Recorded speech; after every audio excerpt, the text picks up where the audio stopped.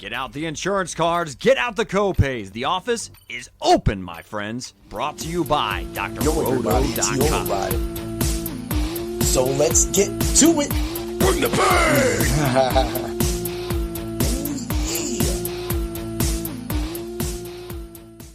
What's up, everybody? It's Heat Override, and I'm ready to bring the pain for you and Dr. Roto this week. Ooh, yeah. Man, what a crazy weekend it's been. We got baseball already having some fun today. There's definitely some weather issues, but those games got underway before I went live. So hopefully we can get some. I didn't have a lot of people in those, but I did have skeins.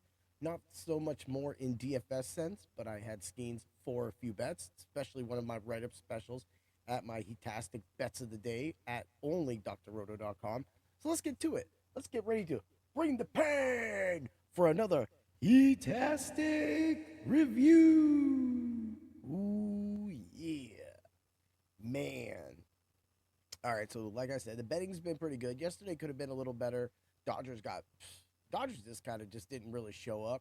So for me, that was like one of the teams I focused in on my MLB betting article yesterday. But today, like I said, there's still a lot of games live for that right now. So, but I know already some of them hit.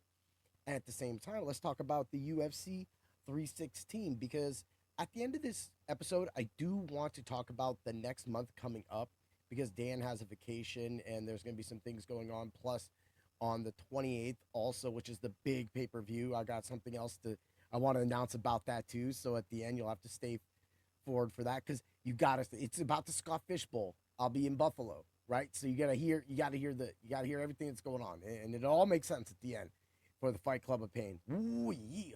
Right. Let's get to it. So overall, the card was not a bad card. It was a great card.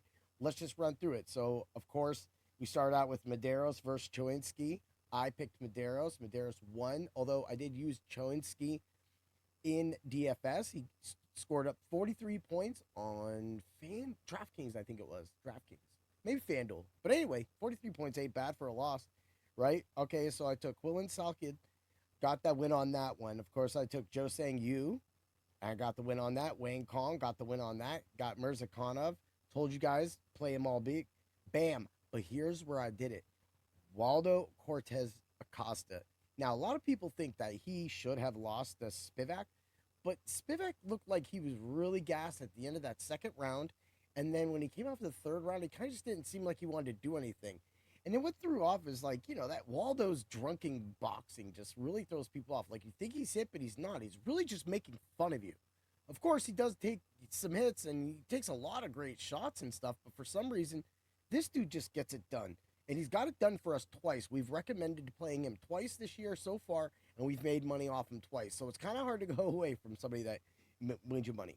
So I was going to go Chaos Williams at the beginning of the week, and I switched to Andreas Gustafsson, and Gustafsson just straight obliterated Williams. Williams didn't know how to deal with that pressure. And going forward, everybody in the welterweight division needs to look forward to the pressure and needs to look forward to how intense Gustafsson is coming at people. Right now, he is hot. He is rolling.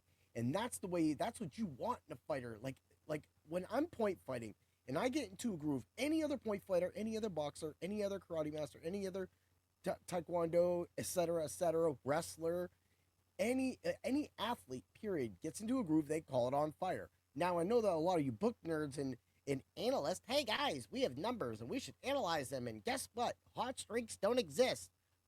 Yes, hot streaks do exist. And they exist not for the reason that you're thinking. It's kind of that luck-based kind of system, but sometimes people just see things. Like in a fight, you can get on a hot streak in just one fight. You could have easily diagnosed your opponent and taken him apart, and you can hit him. And we saw that. We saw that with Ju Sang Yu. Although that match was over with really fast, we saw how much faster he was, and that Jekka was going to keep diving in. And let's get to the next guy, because Joshua Van took apart Bruno Silva. I don't know how Bruno Silva lived. I thought Bruno Silva was knocked out at least 2 other times when he got grounded and pounded, right? After I thought those ground and pounds were done, but for some reason it just seemed like he came back in time. And then all of a sudden, like the whole match, the jab was there. Just the jab, just Van was like pap, pap, pap, pap. And I gotta say, Bruno Silva went after him. Bruno Silva did everything. Bruno Silva shot on him. And in the end, Bruno Silva got knocked. But that's what happens, man. That's what it is. And this is what I was trying to tell people. That sometimes some skills and some fighter styles are just going to be better than other fighter styles. And every time they fight that person, that other person that's better is going to win. Again, it goes back to this. Like there's a lot of I've learned because I fought my opponents a lot and they have fought me, and I evolve as they evolve. But the one thing that keeps evolving is that I look at it from a different perspective because of the team at TKO Erie. We fight as a team, of course, but we train, we do everything that everybody else says. But the one thing that we always go for is stamina, and also learning and breaking down your opponents and evolving our technique. Even at age 47, I'm evolving my technique through the help of all of my senseis and teammates that are all next to me and below. It doesn't matter where they're at. The fact is that they are there elevating me and I'm trying to elevate them. And I'm not saying that anybody else does that better than what we do. It's the fact is what we do goes out there and it shows its hard work, dedication, and we all represent our product well. And that's what I can't keep constantly going out there. Again, going back to the comment that one of my fighters that I fought a lot over my time. Robert goes, I didn't know you could kick. Well, I didn't have to kick. And today I decided to kick. So I kicked, right? And because of that, it resulted in him being a lot of off center. Now I've actually went over 3 of my fights with him and I see his moves where he does this spinning roundhouse, right? It's a spinning roundhouse. And I've telegraphed it perfectly with my hands. The minute he spins, I just punch him in his stomach. Well, this time I was just because of the evolution of me as a fighter through my team and my senseis, and of course my master Arrington, I was able to pull off a side kick and knock him down easily. So now I can do more powerful moves. This goes to show. This is why Josh Van, even though Bruno Silva was fast, Josh Van was literally that faster. You can't teach that. That's stuff like, my age can't use anymore. But at the same time, we just get craftier. No, Josh Van was literally craftier, faster, and more technical. Probably one of the most entertaining fights to watch that night. Definitely loved it. Now we got Kevin Holland. Everybody's going to knock out Kevin Holland. Okay, boom, I got that. Okay, I got that win with Josh Van if you didn't figure that out. Boom, Holland. Dude, I never thought that Kevin Holland would actually try to go for a submission. And this one, it got me. I had the Kevin Holland submission knockout prop, but I had more knockout props for Kevin Holland. But in the end, he scored great for me on DFS. He scored great for me and everybody that I recommended him to play him on DFS because you still had to give Vincente Luke a chance. Like, he is a great boxer, but it just didn't work out. Now we'll get to my first loss. So I literally have all these wins right now. First loss, Patchy Mix versus Mario Batista. Dan took Batista. This was a good matchup for Mix. The one thing that I think that Mix needs to sew up a little bit is he needs to get his boxing a little more crisp. The UFC, you will get taken apart if you can't get boxing. But the point is if you can't box with some people, you have to be able to make sure you land and hit your shoots and takedowns. And Mix wasn't able to do that. And for some reason, it seemed like he was very tentative. And I guess that also goes credit to Mario Batista.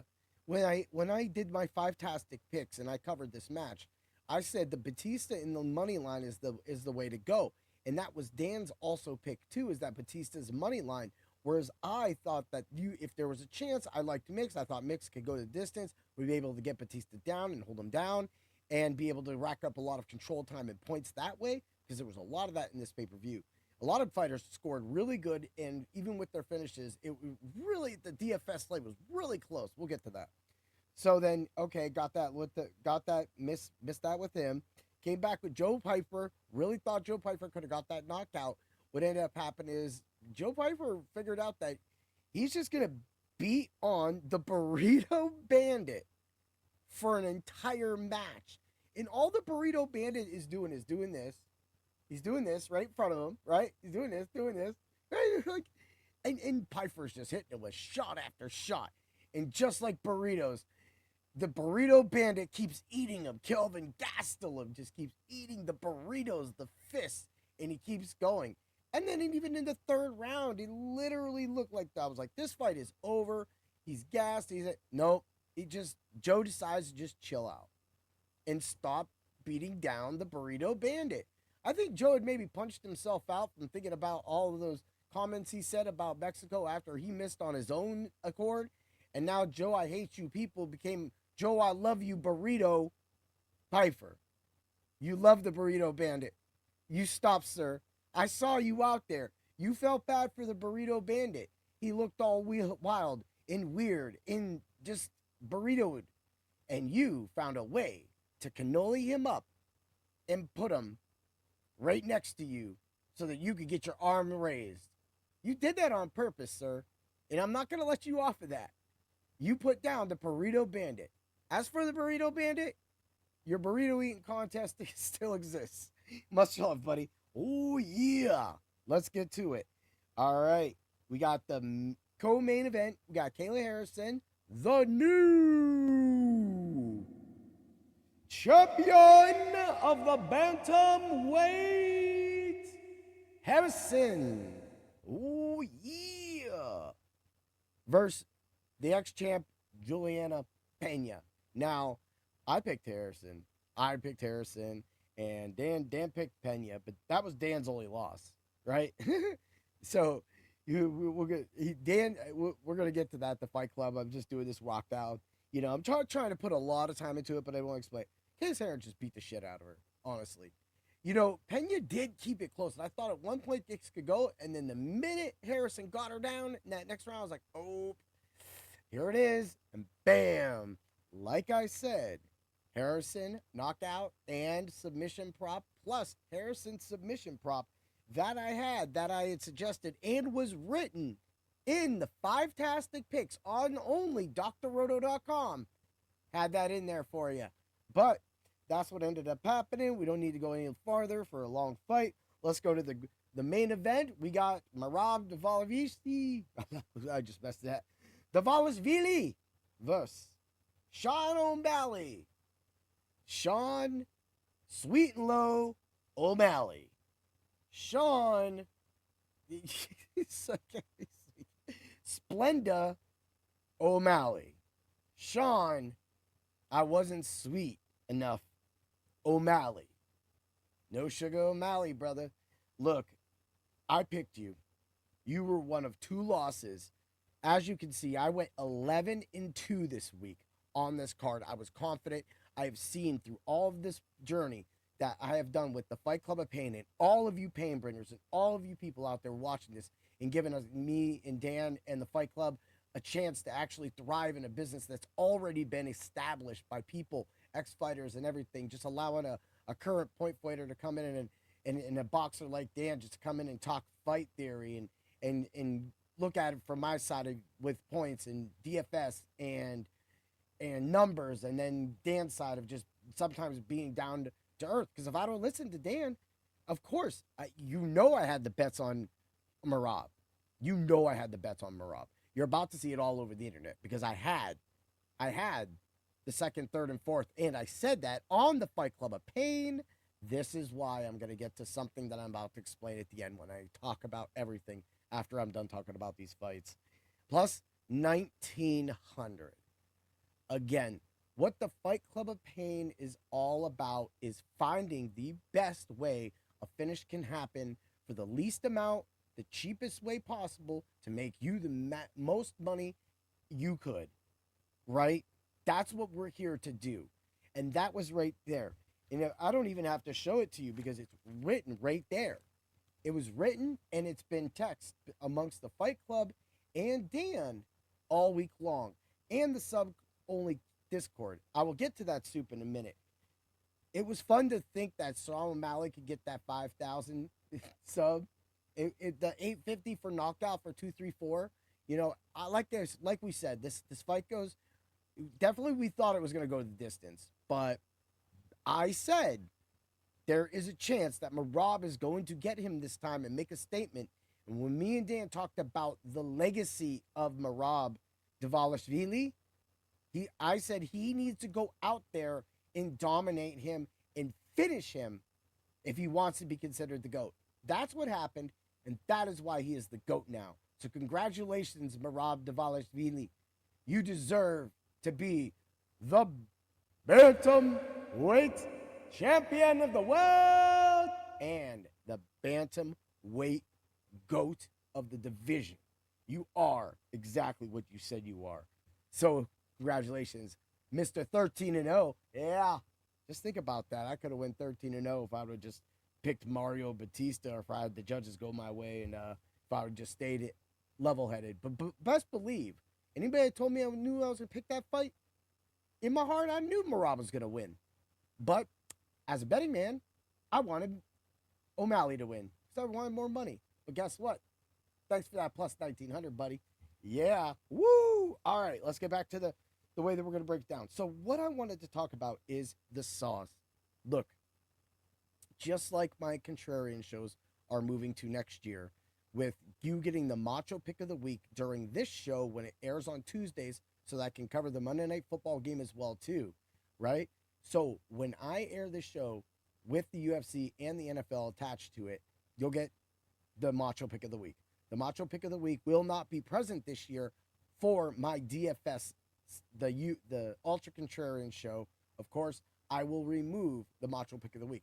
Now, you could probably tell who the Macho Pick of the Week is. You're probably going to hear that in my articles, of course, or you're going to hear it in my podcasts. But at the same time, you're going to want, maybe I'll give it out. Maybe I'll give it out.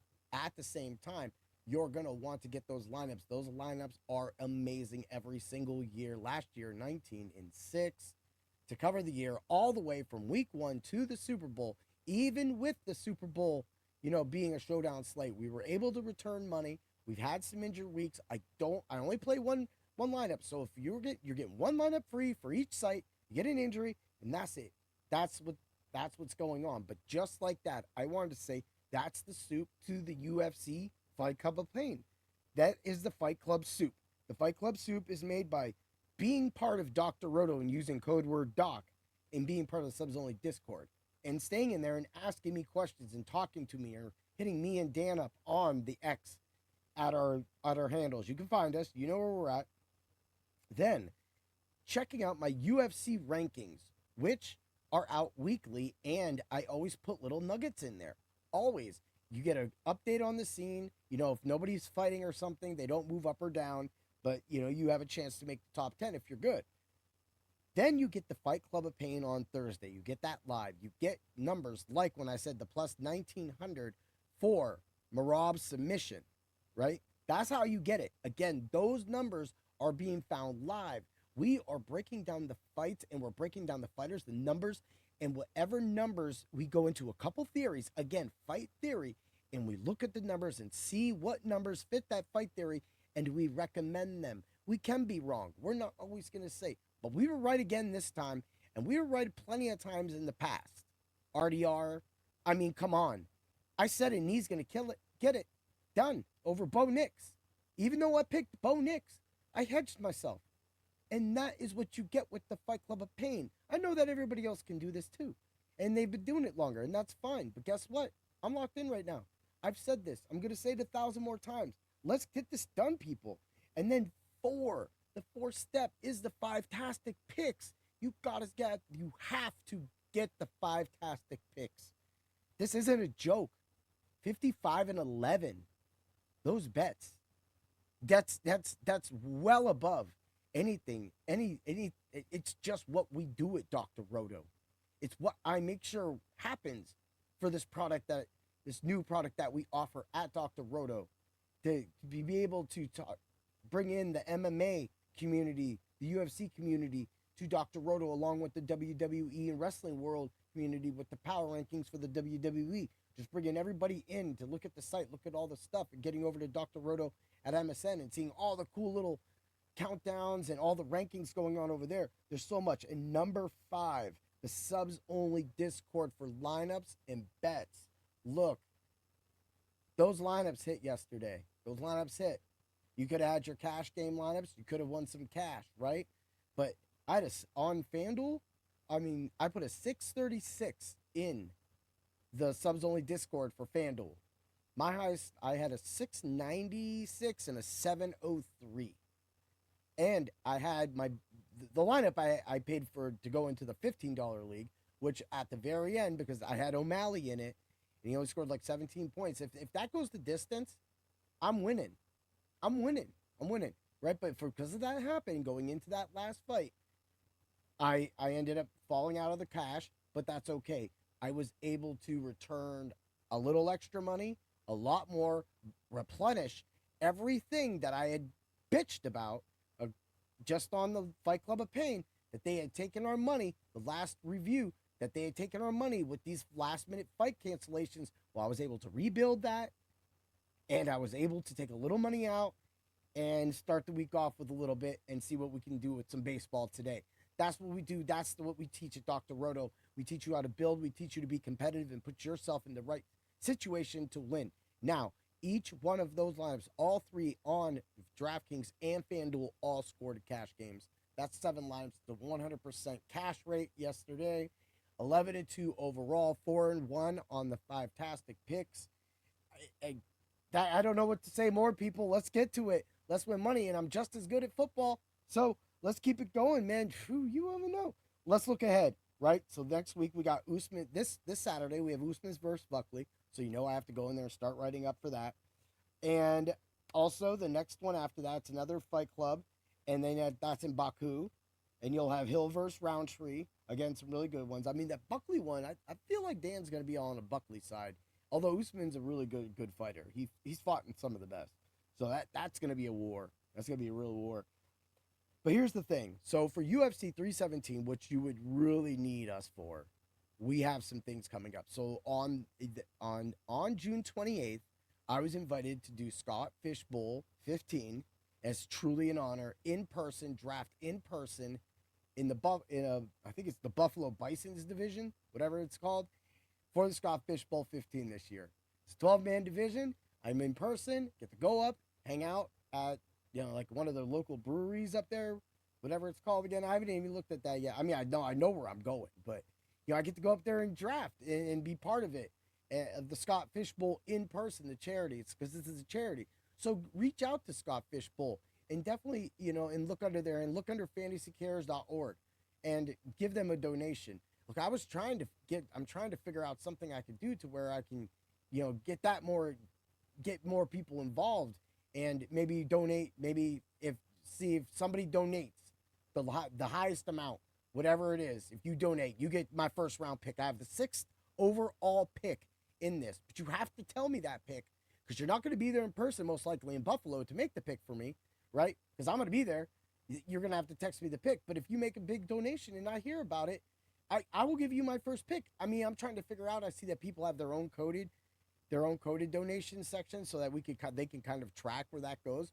But my hands are so full with UFC coming out of the fight season that I just had as a point fighter while I get a little time off until the end of July. It's just kind of just work out. So, of course, you're going to get a lot of football and work for that. But because Dan is also off that entire week. So, on the 28th of UFC 317, I'm going to be gone all day. So, I'm not going to be able to put those last-minute bets into the subs-only Discord. So, I'll have all of my work. The Fantastics will be there. And I will do a solo show that Thursday live because Dan will be away on vacation. So previously on the week for Hill vs. Roundtree, I will have Dan do a quick. We're not going to cover him. He's only going to take those picks, and we're going to have him give us those picks. And then going into the beginning of July for that pay-per-view, we'll talk about it and get caught up and everything like that. It's going to be a really good time. But we're just going to be out of town, honestly. He's going to be out of town. I'm going to be in Buffalo. So all of your content that you're going to get is going to be everything that you're going to get in the middle of the week and prior. So, but unfortunately for a really, really big pay-per-view, we're not going to be too available that day, but you will have everything. Like I said, I just want to stress that out to you. I'm not leaving out anybody hanging on these big pay-per-views because clearly it shows when it's a big pay-per-view like one of the numbers, 316, 315, Dan and I really do well at it, and we we always nail some crazy ass pop-up bet. So, I mean, come on, man. It's the Fight Club of Pain. It's what we do. So, I definitely am getting my IDP tiers finished up. I'm going to have that article written up real fast. I already have all of the, I have 45 players already selected out of my original 90 players. And then, of course, in the IDP tier article, I select 2 per level because I have 3 levels, right? For the first 10, 20, and 30. That's why I do it that way. I have 2 per level that I want you to target. So you will get 6 targets per 3 articles that you should go after in all of your IDP leagues going forward. It's going to be so much fun. I'm also going to be on I'm also doing some backup work and some helping somebody test some things coming up for Get Right Fantasy. That should be later today. Next Sunday, I'm going to do a podcast with Pitch Grid. All depends if we can get our schedules together. Again, it's really crazy. Now I got football. Now I have all my UFC stuff. But hey, that's what we do. We don't always have to bring the pain. We're going to bring the podcast. Yeah. Have a great day, everybody. And always remember to bring the pain. May the bets and fights be with you. Catch us live this Thursday on the Fight Club of Pain. Ooh, yeah.